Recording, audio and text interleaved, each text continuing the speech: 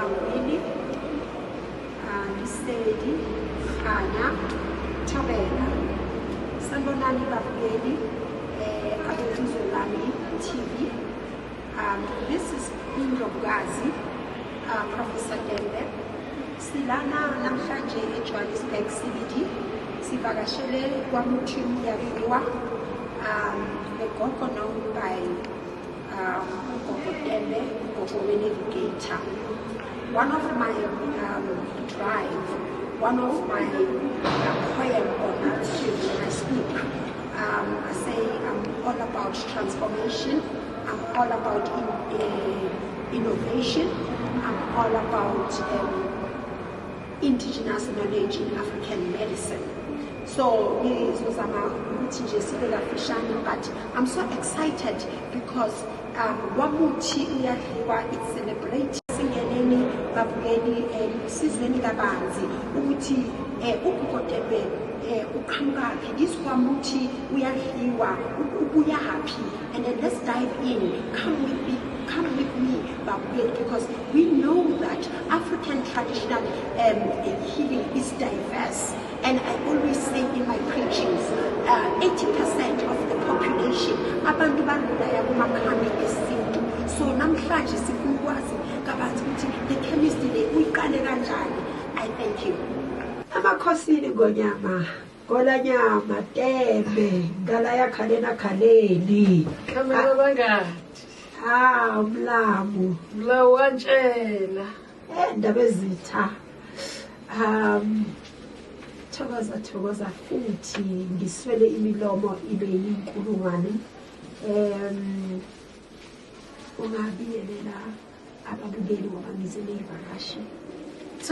Thokozani siyanibingelela nje Africa yonke ne South Africa yonke sibingelelo ka uDr Simangele Dembe okuzalwa phansi kwamhlaba yalingana owaziwa kakhulu emhlabeni wonke ugogo wamabhavu odume ngenavigator yezimanga.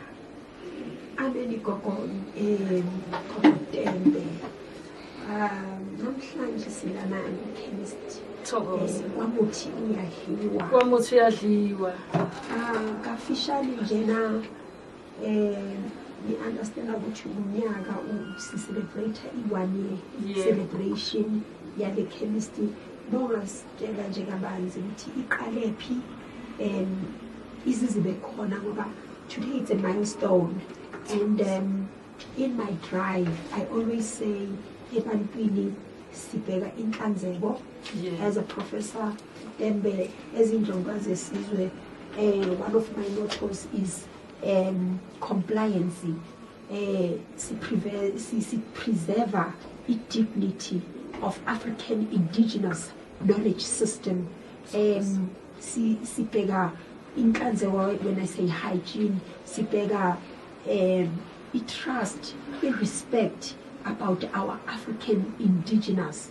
And ngichazile kabanzi ukuthi sonke sirelaya to African herbs. So ngithanda legama elithi umuthi uyadliwa like Kaya Pty Ltd.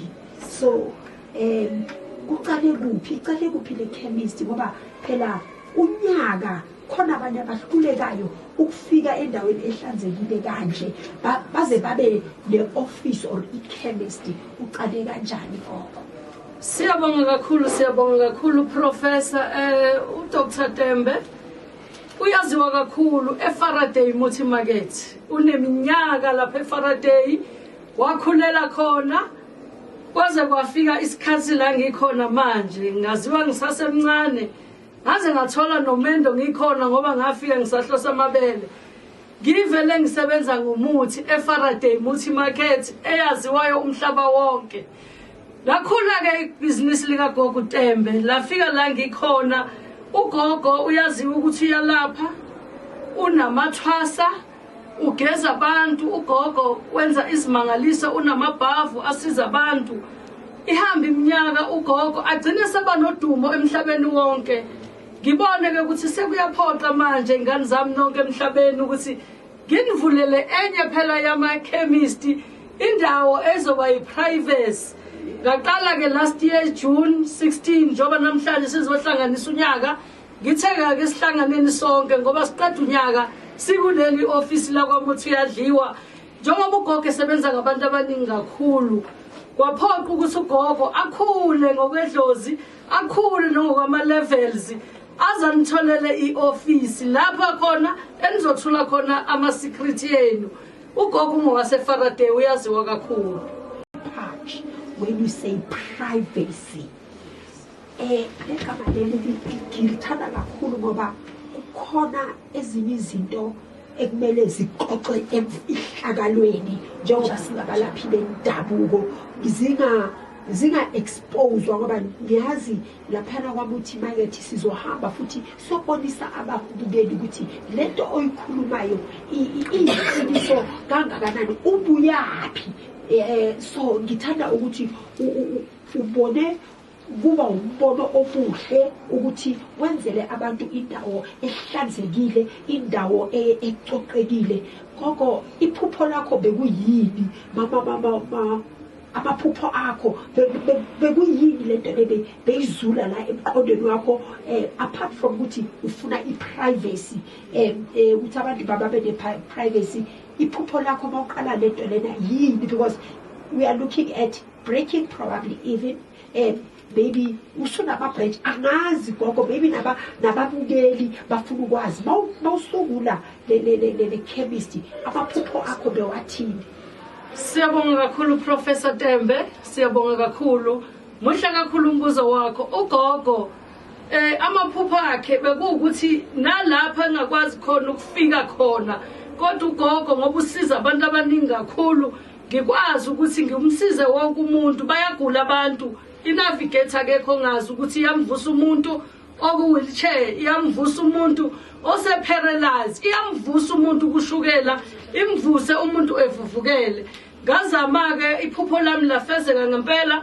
Ngaba nawo ama branch ngoba ngikhona eMzimkhulu, ikhona idistributor kaGogo Tembe eMzimkhulu. Sikhona futhi naseMpangeni, siphinde sibe khona naseRandburg khona la eGoli.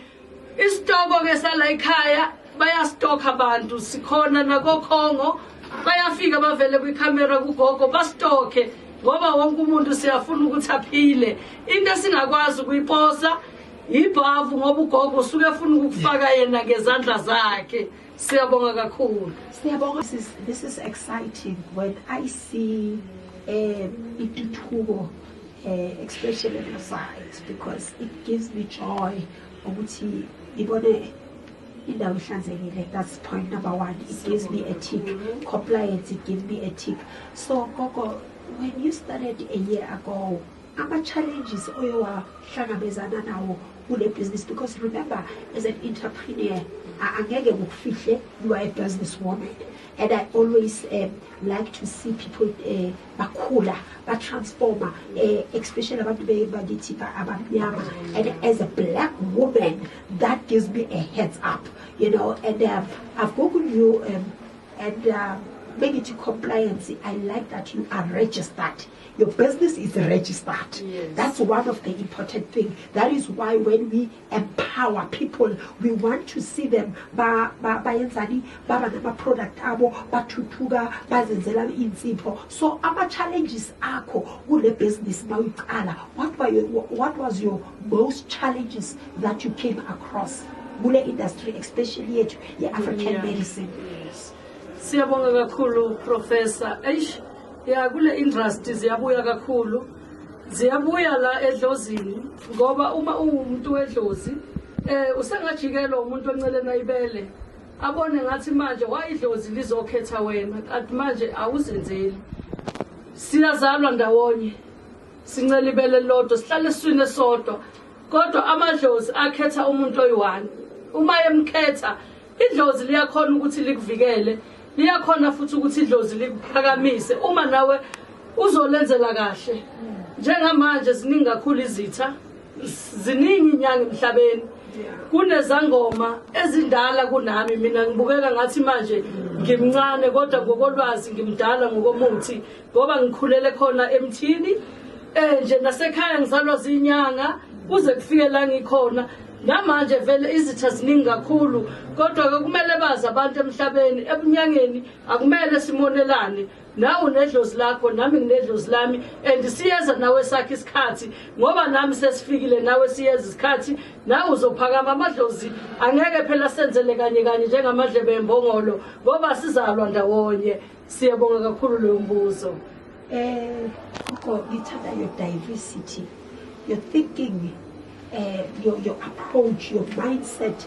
I think ngeke ngaba nenkinga eningi kakhulu ngoba njengoba ngila ngikhona baningi kakhulu abantu abangathanda ukungibona ngila ngikhona kodwa ngamandla wabakithi lawo kuyibona ogogo abangenile nomkhulu abangena kuyimanje kunabantu abafisa ngathi ngabe manje ngingathola nje ingozi emoto ngivele ngiginqike ngenxa yokuthi bayazi ukuthi uma ngiginqika labantu abangaka emhlabeni engibasizayo kuyophela ngabo kodwa ngenxa yokuthi lento kimi eyabakithi ngiphethwe abantu abadala ibona abangivikelayo bakhona bona abanye engibonayo ukuthi cha shem bayangiseka ngempela bayafuna ukuthi ngiqhubeke ngiye phambili ngoba ugogo phela akazenzeli ugogo uyalala ebusuku avuke nephupho athathe leso sihlahla enze lento abamtshele yona ayitheste kubantu bese abantu bayasizakala njengoba nogogo usho Dlovukazi ugogo uyathatha isihlahla geze abizwe endaweni kuthiwa usewina imoto